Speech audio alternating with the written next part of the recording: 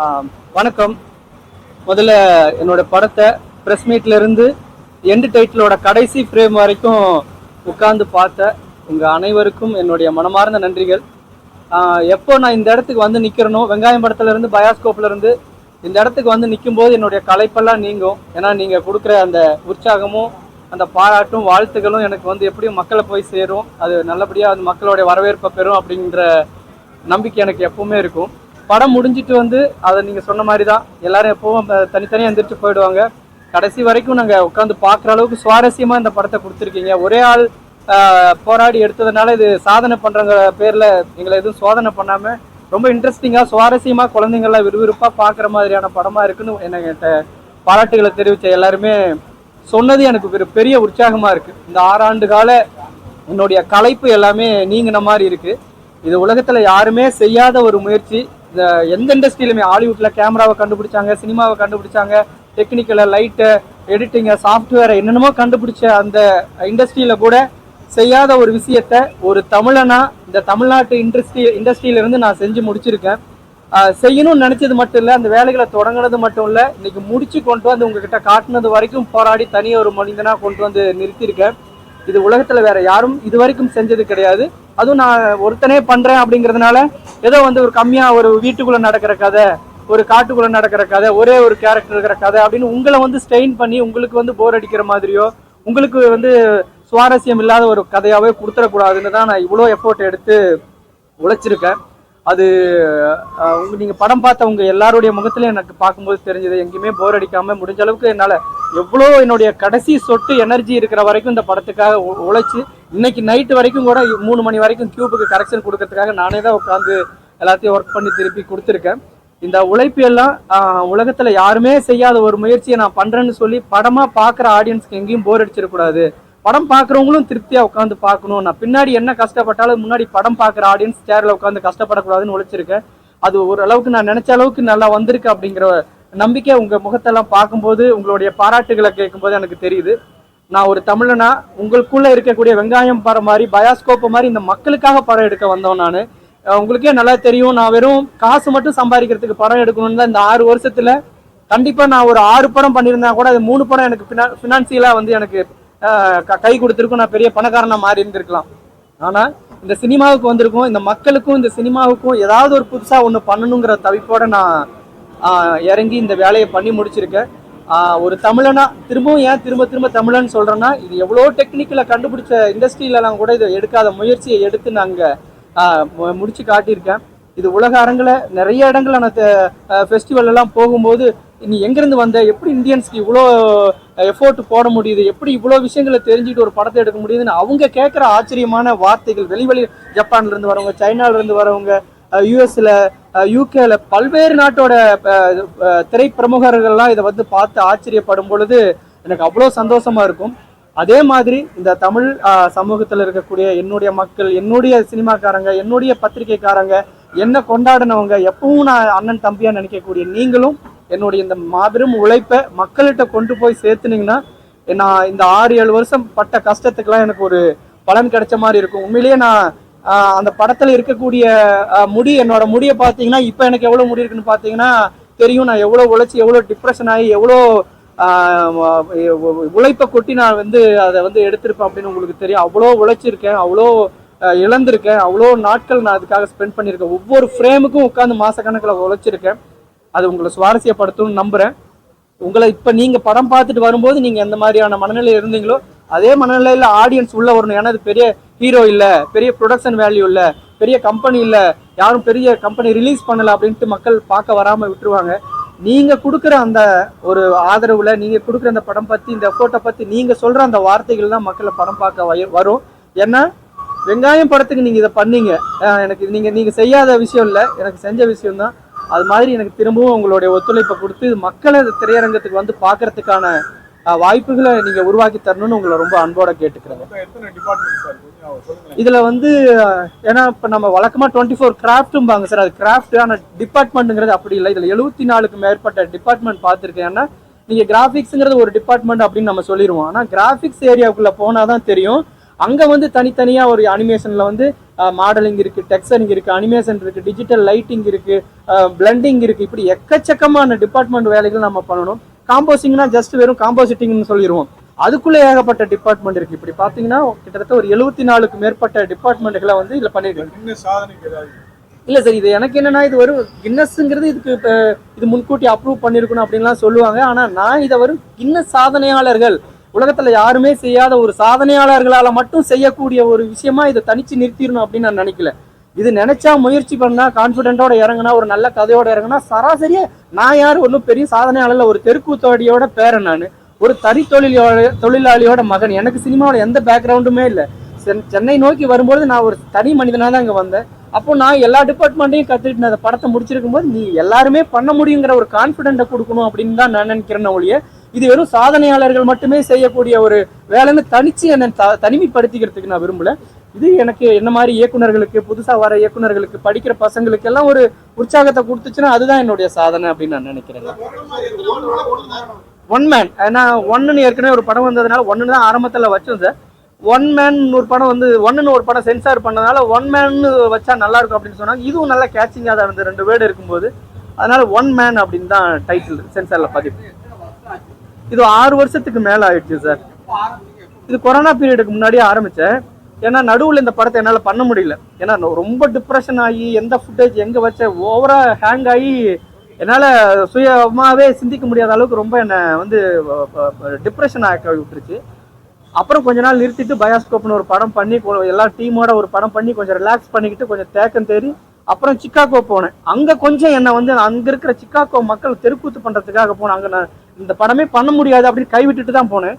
அங்கே இருக்கிற மக்கள் இந்த படத்தை கேள்விப்பட்டு, சார் இது உலகத்தில் யாருமே பண்ணாத ஒரு விஷயத்தை நீங்கள் தொடங்கிட்டீங்க, நீங்கள் முடிச்சே ஆகணும்னு அவங்க கொடுத்த உற்சாகமும் அவங்க கொடுத்த எனக்கு கொடுத்த எனர்ஜியில் வந்து இந்த படத்தை முடித்தேன். இல்லை, நான் வேற விஷயத்து இந்த படத்தை கைவிட்டுட்டேன். ஒரு கட்டத்தில் கைவிட்டுட்டு நான் ஒரு தெருக்கூத்து நடத்துறதுக்காக சிக்காகோ போனேன். அங்கே கேள்விப்பட்டவங்க, சார் இந்த படத்தை முடிச்சுன்னு சொல்லி அத்தனை எனக்கு தேவையான எனர்ஜி எல்லாத்தையுமே கொடுத்து இன்னைக்கு ரிலீஸ் வரைக்கும் எனக்கு உற்சாகம் கொடுத்தது. அவங்களுடைய கொடுத்த அந்த உற்சாகமும் சப்போர்ட்டும் தான் இந்த படத்தை கம்ப்ளீட் பண்ண வச்சுது அப்படிங்கிறத நான் சொல்றேன்.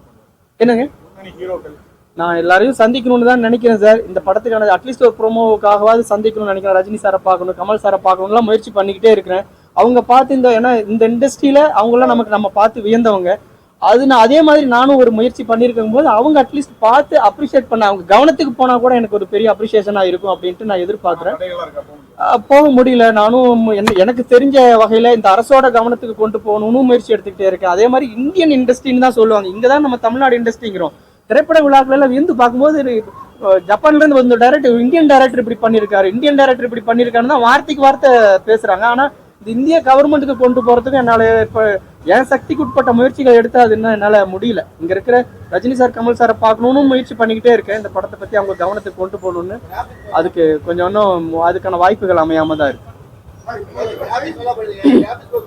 ஆமாங்க, நான் வந்து இங்க வரும்பொழுது அசிஸ்டன்ட் டைரக்டரா இருக்கும்போதே மினோவியன்ட் அன்பு அப்படின்ட்டு ஒருத்தர் எனக்கு கற்றுக் கொடுத்தாரு. நாங்க வந்து நான் பேசிக்கா அனிமேட்டர் தான். நான் படம் டைரக்ட் பண்றதுக்கு முன்னாடியே நான் அனிமேஷன் எல்லாமே படிச்சு கத்துக்கிட்டேன் நான். யாருங்க? ஆமா ஆமா சார், அது வந்து அவர் பார்த்தது வந்து வெங்காயம் படத்தை சொன்னாரு. இங்க வந்து டைரக்டர் யூனியன்ல வந்து எல்லாரும் பார்த்தாங்க, எழுந்து நின்று கை தட்டினாங்க. கிட்டத்தட்ட அவங்க 100 பேருக்கு மேல பார்த்தாங்க. அவங்க எல்லாருமே எந்திரிச்சு நின்று கை தட்டினாங்க. இந்த படம் தமிழ் இண்டஸ்ட்ரிக்கு ஒரு பெரிய பெருமிதம் கொடுக்கக்கூடிய படம் அப்படின்னு சொல்லி பாராட்டினாங்க.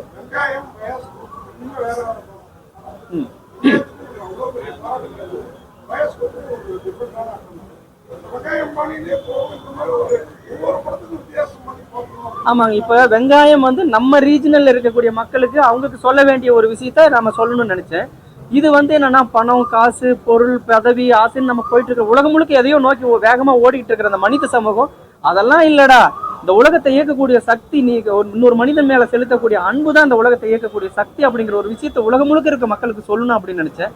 அப்போ இது ஒரு வேர்ல்டு கண்டென்ட்டா நான் வச்சுக்கிட்டேன். ஒரு சயின்ஸ் ஃபிக்ஷன், இந்த உலகம் அழியுது அப்படிங்கிற மாதிரி ஒரு இன்டர்நேஷனல் கண்டென்ட்டா எடுத்ததுனால இது ஒரு வேற ஒரு டிஃப்ரெண்டான ஒரு ஜானர்ல, ஒரு டிஃப்ரெண்டான ஸ்டோரி லைன்ல நான் பண்ணேன். இது நம்ம தமிழ்நாட்டுக்கு மட்டும் பண்ணக்கூடாது, எல்லா லாங்குவேஜ்லையும் இதை பார்க்க முடியக்கூடிய அளவுக்கு தான் இந்த ஸ்க்ரீன் பிளே, டயலாக் எல்லாமே இருக்கும் அப்படிங்கிறதுனால எல்லாருக்குமான கண்டென்ட்டா இருக்கணும் அப்படின்னு நான் அதை வச்சேன்.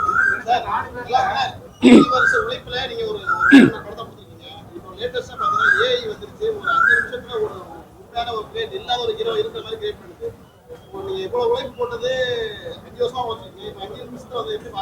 இல்ல இல்ல அது வந்து வேறங்க. அதுல என்னதான் பண்ணீங்களா அந்த பர்ஃபெக்ஷனும் எமோஷனும் இன்னும் வரல.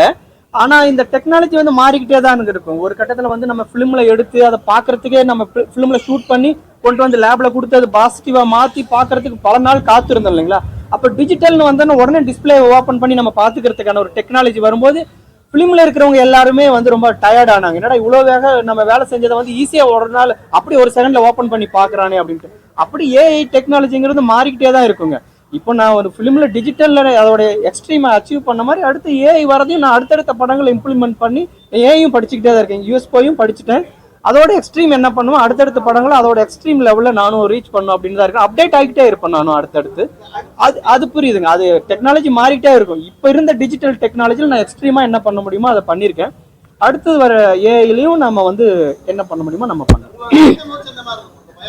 கண்டிப்பா அடுத்தது ஏன்னா நிறைய அட்டம்ப்டா எடுத்து கொஞ்சம் ஒரு சின்ன டயர்டா தான் இருக்குங்க. அடுத்து ஒரு கமர்ஷியலா இன்னும் கொஞ்சம் எல்லா டீமோட சேர்ந்து ஒரு ரிலாக்ஸா ஒரு படம். எப்படி நம்ம சத்யராஜ் சொன்னாரு, நான் ஒரு படத்தை டைரக்ட் பண்ணிட்டு அடுத்து நடிக்க போகும்போது அவ்வளோ ரிலாக்ஸா ஃபீல் பண்ணேன் அப்படின்னு சொன்னார்ல. அந்த மாதிரி நான் வந்து நானே எல்லா வசதியும் பண்ணிட்டு இருந்துட்டு நான் டீமோட சேர்ந்து ஒரு படம் பண்றது அவ்வளோ ரிலாக்ஸா ஃபீல் ஆகும்னு நினைக்கிறேன். அது மாதிரியான ஒரு படம் பண்ணணும் அப்படின்னு தான் பிளான் பண்ணிட்டு இருக்கேன். ஆமாங்க, அது இல்லைன்னா பண்ண முடியாது. இல்லை நான் ஏன்னா வெங்காயம் படத்துலேயே நான் ப்ரூவ் பண்ணியிருந்தேன். நான் எடுக்கிற முயற்சி வந்து சும்மா ஆர்வ கோளாறாவோ இந்த சமூகத்துக்கு பிரயோஜனம் இல்லாமல் வெறும் பணம் சம்பாதிக்கிறதுக்கான என்னுடைய சுயநலத்துக்காக நான் செய்யற வேலை இல்லைன்னு என் ஃபேமிலிக்கும் தெரியும், என் நண்பர்களுக்கும் தெரியும், உங்களுக்குமே தெரியும். நான் அதை ப்ரூவ் பண்ணிட்டேன். அதே மாதிரி நான் இப்போ எடுக்கிற முயற்சியும் வந்து இந்த உலகம் முழுக்க இருக்கக்கூடிய மக்களுக்கு நான் ஒரு சின்ன செய்தியை சொல்றதுக்காக போராடி இருக்கேன் அப்படிங்கிறது எல்லாருமே இவன் செய்யற வேலையில எங்கேயாவது ஒரு ரீசன் இருக்குன்னு எல்லாருக்குமே தெரியும். அதனால எல்லாருமே எனக்கு சப்போர்ட் பண்ணாங்க. இப்பதான் அனுப்பிக்கிட்டு இருக்குங்க. நான் இப்போ நம்ம கோவா ஃபிலிம் ஃபேருக்கு நம்ம அனுப்பியிருக்கிறேன். நேஷனல் அவார்டு இது எல்லாருக்குமே இப்போ வரிசையா அனுப்புறதா தான் இருக்கு.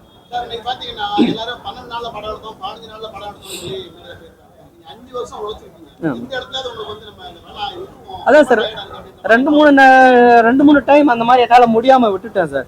அதான் நான் சொல்லுவேன், வழக்கமா எல்லா படத்துலயும் வந்து டைட்டில் கார்டு போடும்போது புகைப்பிடித்தல் உடல் நலத்திற்கு கேடு அப்படின்னு போடுற மாதிரி இந்த மாதிரி தனியா எடுக்காதீங்க, அது உயிருக்கு கேடுன்னு சொல்லலாமான்னு கூட போட்டுடலாமான்னு கூட நினைச்சது. அந்த அளவுக்கு ரொம்ப டிப்ரெஷன் ஆயிடுச்சு. ரொம்ப ஏகப்பட்ட வேலைகள் வந்து ஏன்னா ஒரு டைரக்ஷன் டிபார்ட்மெண்ட்டுக்கான வேலைகளை பார்த்தாலே அவ்வளோ நம்ம டிப்ரெஷன் ஆகும். இது எல்லாத்தையும் போட்டு யோசிச்சு ஒரு கிராஃபிக்ஸ் ஆர்ட் எடுக்கிறேன்னா அதுக்கு 10 இடத்துல ஷூட் பண்ணியிருப்பேன். ஒரு 4 பேர் நிற்கிறாங்க, ஒரு வெயில நின்றுக்கிறா, எல்லாமே எக்ஸ்டீரியர்ல தான் இருக்கும் இல்லைங்களா. எதுவுமே ரூமுக்குள்ள எடுத்தது, லேபை தவிர வேற எதுவுமே ரூமுக்குள்ள எடுத்தது இல்லை, எல்லாமே எக்ஸ்டீரியர்ல எடுத்தது தான். ஏன்னா 5 கேரக்டர் ஒரு இடத்துல நின்று அந்த ஜம்ப் பண்றது, அருவியில ஜம்ப் பண்றாங்கன்னு வைங்களேன். இப்போ என்னன்னா ஒரு கேரக்டர் முடிச்சுட்டு அடுத்த கேரக்டர் நான் வந்து காஸ்டியூம் மாத்திட்டு வரதுக்குள்ள அந்த கிளவுட் மாறி இருக்கும், சன்லைட் மாறி இருக்கும், நடுவில் ஏதோ ஒரு காக்கா ஓடி இருக்கும், இல்லைன்னா அந்த லைட்டிங்கோட டைப் மாறி இருக்கும். அப்போ என்னன்னா மற்றது 4 எடுத்துட்டு 5வது கேரக்டர் எடுக்கும்போது டிஸ்டர்ப் ஆயிடுச்சுனாலும் திரும்ப அந்த 4ஐயும் நான் மறுபடியும் எடுக்கணும். இப்படி பல வேலைகள் வந்து இது எங்க எதை வச்சோம் எப்படி பண்ணோம், இது பயங்கர டிப்ரெஷனா தான் இருந்துச்சு. நிறைய அதான் ஒரு வாட்டி நிறுத்திட்டேன். அதை வந்து எனக்கு பயாஸ்கோ படம் எடுத்து திரும்ப ரீஃப்ரெஷ் பண்ணிட்டு போனேன். 2வது வாட்டி பண்ண முடியாத விட்டப்ப இந்த சிக்காகோ நண்பர்கள்லாம் வந்து என்னை கை கொடுத்து என்கரேஜ் பண்ணி என்ன சப்போர்ட் பண்ணாங்க. அதுல நான் 2வது வாட்டி எடுத்து நான் திரும்ப முடிச்சிட்டேன். ஆமா ஆமா ஹெலிகாப்டர் வந்துச்சு. இல்ல ஹெலிகாப்டர் வந்துச்சு, நீங்க தான் கவனிக்கலன்னு நினைக்கிறேன். ஹெலிகாப்டர் அது தொங்குறது ப்ளூ மேட்ல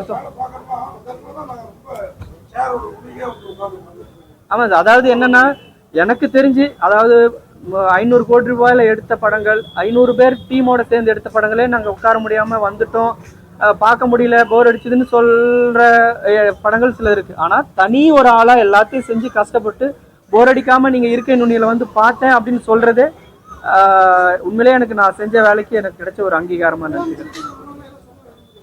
இல்ல என்னன்னா இப்ப முதலமைச்சர்னு மட்டும் இல்லைங்க, இப்ப ஒவ்வொரு துறைக்கும் தனியா ஒரு துறை இருக்கு, ஒரு அமைச்சகம் இருக்கு இல்லைங்களா. திரைப்பட வளர்ச்சி துறைன்னு ஒண்ணு இருக்கு. அது என்னன்னா கமர்ஷியலா எடுக்கிற படங்கள் 100 படங்கள் வரலாம். ஆனா இந்த மாதிரி இப்ப இது வந்து உலகமே திரும்பி பார்க்கக்கூடிய வகையில ஒரு படம் எடுத்திருக்கோம். உலகத்துல 2 விதமான படங்கள் கவனத்தை பெறுங்க. ஒண்ணு வந்து பெரிய பட்ஜெட்ல அபகலிப்டோ மாதிரி, அவதார் மாதிரி, காட்சில்லா மாதிரி எடுக்கக்கூடிய படங்கள் உலகம் முழுக்க போய் சேரும். இன்னொன்னு காஸ்டாவே மாதிரி, 127 ஹவர்ஸ் மாதிரி, பரீடு மாதிரி வித்தியாசமான முயற்சிகள் எடுக்கக்கூடிய படங்கள் இருக்குல்ல, அதுவும் உலகம் முழுக்க போய் சேரும். அது இது ஒரு காருக்குள்ளேயே படம் எடுத்திருக்கான், ஒரு தனியாள் வந்து ஒரு தீவுல மாட்டி, இப்படியான படங்கள் வந்து அந்தந்த ஒரு நேட்டிவை வந்து காலம் முழுக்க அழியாத பெரிய செல்வமா கிடைக்கும். அந்த மாதிரியான ஒரு முயற்சியை நம்ம தமிழ் சினிமால இருந்து எடுத்திருக்கேன். இது முதலமைச்சரும் நம்ம அமைச்சரும் இதை கவனிச்சு, இல்ல இது வந்து நான் பரிசோதனைன்னு சொல்லி போர் அடிக்கக்கூடிய ரொம்ப ஸ்ட்ரெயின் பண்ணக்கூடிய படமா இல்லைன்னு நீங்களே சாட்சியா இருக்கீங்களே. சுவாரஸ்யமா கொடுக்கறதுக்கு எவ்வளவு மெனக்கடுறோம் ஒரு டீமா சேர்ந்து, அதை தனியால முயற்சி பண்ணி எடுத்திருக்கேன். அது இந்த அரசாங்கமும் அதுக்கான உதவிகளை அதை கவனிச்சு நான் அமைச்சர் ராஜ்மோகன் அவர்களையும் சந்திக்கிறதுக்கு முயற்சி பண்ணிட்டே இருக்கேன், சந்திச்சு பேசியும் இருக்கேன். அதுக்கு கூடுதலா சில ஏதாவது நல்ல விஷயங்கள் நடக்கும் அப்படின்னு நான் நம்பிக்கையோட காத்திருக்கேன்.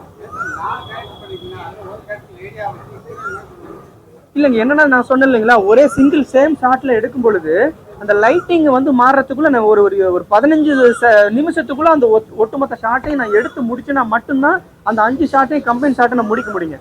15 நிமிஷத்துக்கு மேல போச்சுன்னா அந்த மேகம் தூர போயிடும், லைட்டிங் மாறிடும், அடுத்து அந்த கிளவுடே வந்து வேற மாதிரி ஆயிடும். அப்போ நான் ஒரு லேடி கேரக்டரை போடணும்னு வைங்களேன், அதுக்கு எவ்வளவு வேலை செய்யணும், அதுக்கு ப்ராப்பர் மேக்கப் பண்ணணும். ஒன்னா அவை சண்முகி மாதிரி ரெமோ மாதிரி ப்ராப்பரா பண்ணணும் லேடி கேரக்டர். சும்மா காமெடியா நம்ம கோயில் திருவிழாக்கள்ல பெண்கள் என்ன இல்ல இல்ல அது அது நடக்காதுன்னு தெரியும். அதனாலதான் அம்மா கேரக்டர் மாதிரி தனியா இருக்கிற கேரக்டர்களுக்கு நான் போயிட்டேன். அப்போ நீங்க இப்போ ஒரு லேடி கேரக்டர் வச்சு காமெடியா போயிருந்துன்னு வச்சுக்கங்களேன், ஒட்டுமொத்த படமுமே உங்களுக்கு வந்து டிஸ்டர்பன்ஸா ஒரு மாதிரி அமைச்சூரா தெரிய ஆரம்பிச்சிருக்கும்.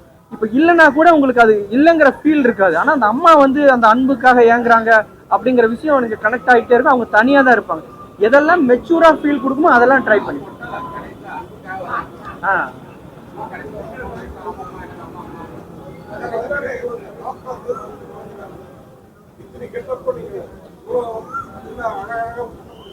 ஆமா ஆமாங்க, தெருக்கூத்து கலைஞர்கள் எப்பவுமே அவங்களுக்கான எல்லா வேலைகளையும் அவங்களே பண்ணிப்பாங்க. அவங்களே காஸ்டியூம் போட்டுவாங்க, அவங்களே மேக்கப் போட்டுவாங்க, அவங்களே ஹேர் ட்ரெஸ் பண்ணிப்பாங்க, அவங்களே ஆடுவாங்க, பாடுவாங்க, சண்டை போடுவாங்க, நகைச்சுவை பண்ணுவாங்க, மிருதங்கம் வாசிப்பாங்க, குழல் வாசிப்பாங்க. ஒரு தெருக்கூத்து கலைஞர்கள் மல்டி டேலண்டர். அந்த குடும்பத்துல இருந்து வந்ததுனால கூட எனக்கு வந்து ஓகே, ஒரு சினிமாவிலே நம்ம எல்லாத்தையும் பண்ணிட முடியுங்கிற கான்ஃபிடென்ட் எனக்கு கிடைச்சிருக்கும் அப்படின்னு நான் நினைக்கிறேன். நன்றி நன்றி.